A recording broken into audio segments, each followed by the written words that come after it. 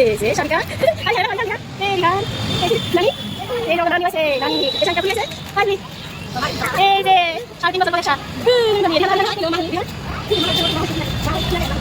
Hello everyone, আসসালামু আলাইকুম। আজকে আমার ভিডিওটা খুবই স্পেশাল একটা ভিডিও। ফাইনালি 3.5 বছর পরে আজকে আমি গেতাছি আমার বইনের নগে বাগনির নগে বাইকনার নগে দেখা করার জন্যে। তো 2023-এর ফেব্রুয়ারি মাসের লাস্ট দেখা হয়েছে। তারপরে এত বছরে এই 3.5 বছরে আমার বইনের নগে বাইকনা বাগনির নগে শুধু ফোনেই কথা হয়েছে, ভিডিও কলে হয়েছে। তে আল্লাহ ফাইনালি ওই দিন আনছে যে আর কিছু সময় পরে আমার বোনের লগে দেখা হবো।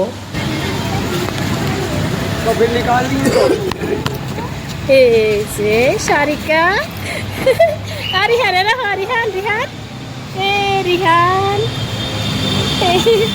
নানি এই যে আমাকে নানি আইছে নানি এই শারিকা পুলি আইছে হাই পুলি এই যে 3.5 বছর পরে একসাথ নানি রিহান রিহান রিহান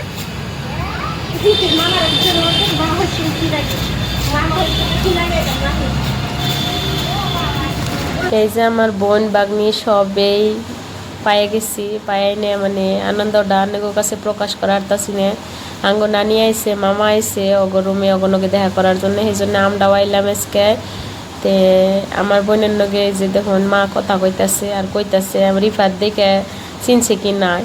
আঙ্গ মামা যখন জিজ্ঞেস করছে এটা কেরা, তখন আমার আঙ্গ রিফাত জিজ্ঞেস কইছে মাহির আগে একদম মানে কেমনে করে পোলা হান। আর এই যে আমার বাগনি শারিকা আমার কোলে, এই যে মামা নানি বয়ে রয়েছে।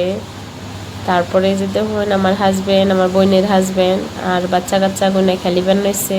আমার বোনের পুরে আইছে আজকে 3 দিন, নতুন সংসার, সব কিছু নতুন, নতুন রুম, নতুন সব কিছু গুছান রাখবো, প্রয়োজনীয় জিনিস কিছু নিয়ে আইছে। তারপরে বহুত জিনিস লাগবো, এখন লাহে লাহে সবই হয়ে যাবো আল্লাহ করলে।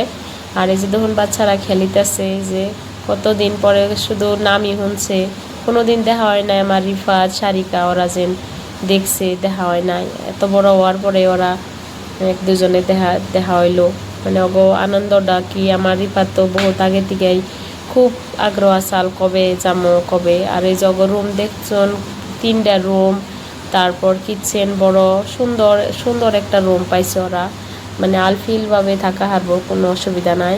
রুমে সব ফেসিলিটি আছে, রুমটাও একদম পুরো কাবার সাবার নাগিন আছে, কিচেনেও বেডরুমেও 2 জনই মানুষ। তারপর 3টা রুম একদম আলফিলভাবে থাকা হারবো ওরা, কোনোটা অসুবিধা হবো না।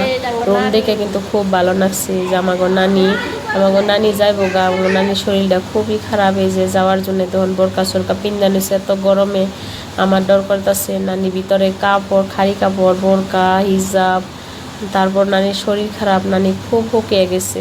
কয়দিন আগে নানির নগেও দেখিয়া করে আইসি। তারপরে আবার নানির কথা হই না, যদি 2 দিন পরে আইতাম বোনের লগে দেখা করলাম, নানির কথা হই না আর থাকা হারলাম না। নানি মামা বাইরেছে যাইবো গা, মানে সবের লগে দেখা হওয়ার পরে মানে এমন ফিল হইতেছে না জানি আমরা বাইরতে নানি ঘুরতে জন্যে সবে এক